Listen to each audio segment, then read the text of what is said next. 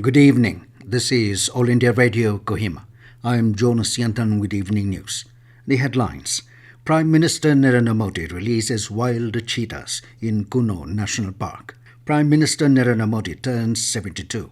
BJP celebrating the day by organizing Seva Phagwara service fortnight across the country. Centre working continuously to create new possibilities for women entrepreneurs in village economy, says PM. An advisor, Law and Justice, Dr. Chimben Muri, urges upon need to evaluate agricultural produce in Woka district. Now the news in detail. Prime Minister Narendra Modi today released wild cheetahs which had become extinct from India in 1952 in Kunu National Park. Cheetahs which have been brought from Namibia are being introduced in India under Project Cheetah, which is the world's first intercontinental large wild carnivore translocation project. Out of the 8 cheetahs, there are 5 female and 3 male. On the occasion, he also interacted with Cheetah Mitras, Cheetah Rehabilitation Management Group, and students at the venue. The release of wild cheetahs by Prime Minister is part of his efforts to revitalize and diversify India's wildlife and its habitat. In his address to the nation, the Prime Minister said that India of the 21st century is giving a message to the whole world that economy and ecology are not conflicting fields. He said that India is a living and breathing example that economic progress of the country can take place along with protecting the environment. Prime Minister Narendra Modi has turned 72 today. BJP is celebrating the birthday of the Prime Minister by organizing Seva Phagwara service fortnight from today till 2nd of next month across the country. During the fortnight, party workers will render the services in various activities like blood donation, and free health tests for needy people will also be carried out across the country. Handicapped persons will be given various equipments. In line with Modi's call to make India DP-free by 2025, party workers will also adopt DP patients. President Draupadi Murmu and Vice President Jagdeep Dhankar has extended her best wishes to PM Modi on his birthday. Other ministerial colleagues, including Home Minister Amit Shah, Defence Minister Rajnath Singh, Lok Sabha Speaker Om Birla, and Information and Broadcasting Minister Anurag Thakur, have extended birthday greetings to the Prime Minister. Prime Minister Narendra Modi said that the government is working continuously to create new possibilities for women entrepreneurs in the village economy. He said that it is the result of these efforts of the government that in today's new India, from the Panchayat Bhavan to the Rashtrapati Bhavan, the flag of women power is waving. Modi was addressing the Sashak Nari Shakti Samad Bharat, a conference of women of self-help groups, SHGs, at Madhya Pradesh today. He informed that through one district, one product, we are trying to provide local products of every district to the big markets and have helped in every way in empowering SHGs in the last 8 years. Today, more than 8 crore women across the country are associated with this campaign. Referring to the government's priorities of women empowerment, the Prime Minister said the goal is to have at least one woman from every rural household join the campaign. Advisor Law and Justice Dr. Chimben Muri has urged upon the need to evaluate the agricultural produce in Woka district. Dr. Muri said 80% of the population live in rural areas and rely on agriculture, which provides the single most important platform for income generation and food security. He was addressing the Woka District Planning and Development Board meeting yesterday, noting that there is a need for the agriculture and allied departments to identify the education profile of farmers. He said more educated youths coming into agriculture sectors would bring a new dynamism and perspectives, giving their knowledge of modern information and communication technology.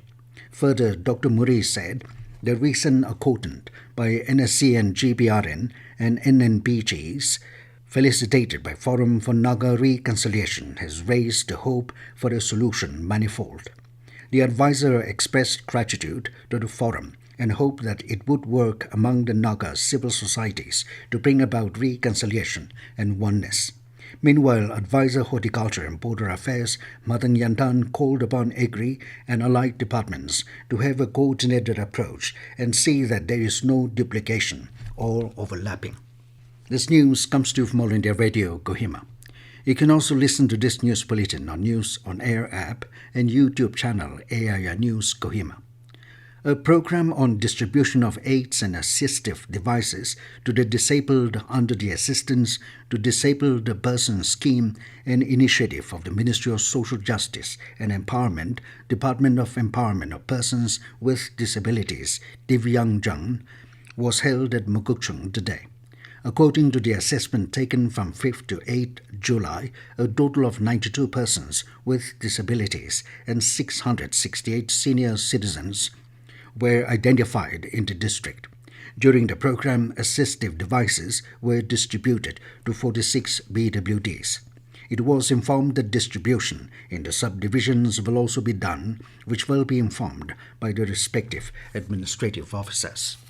State Handloom Expo, organized by Nagaland Handloom and Handicrafts Development Corporation and sponsored by the Office of the Development Commissioner, Handloom, Ministry of Textiles, was inaugurated by Chairman NHHDC Limited Miato Croce yesterday at Urban Hut, Dimapur.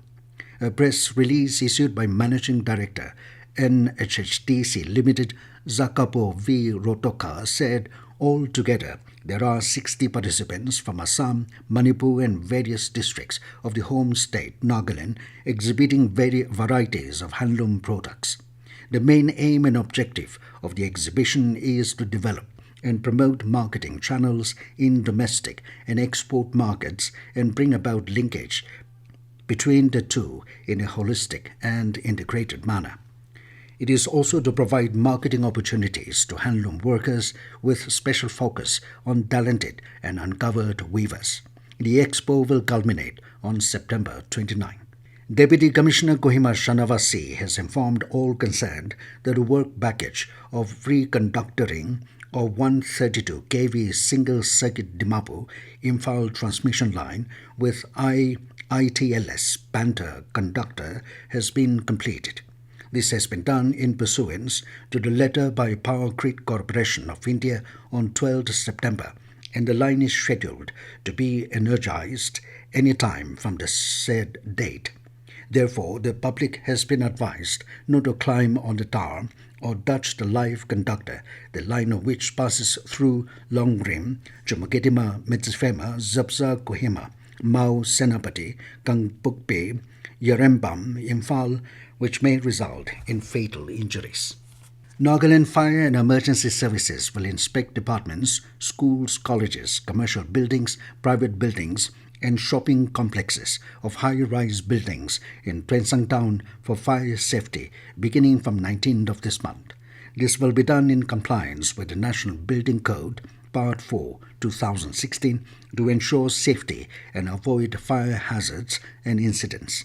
Therefore, Deputy Commissioner Twensang Kumar Ramnikant requested all concerned to extend full cooperation during the said inspection. The 22nd NSF Martyrs Memorial Trophy will be played from the 7th to 29th of October at IG Stadium, Kohima. In an update, the Angami Students' Union said this year's edition will be played under the theme Goal for Peace. And now 20 news, here are the main points again. Prime Minister Narendra Modi releases wild cheetahs in Kuno National Park. Prime Minister Narendra Modi turns 72. BJP is celebrating the day by organizing Seva Phagwara service fortnight across the country.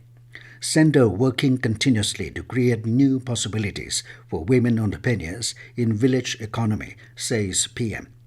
An advisor Law and Justice, Dr. Chamben Muri, urges upon need to evaluate agricultural produce in Wokha district. That is all we have in this evening news bulletin. Good night.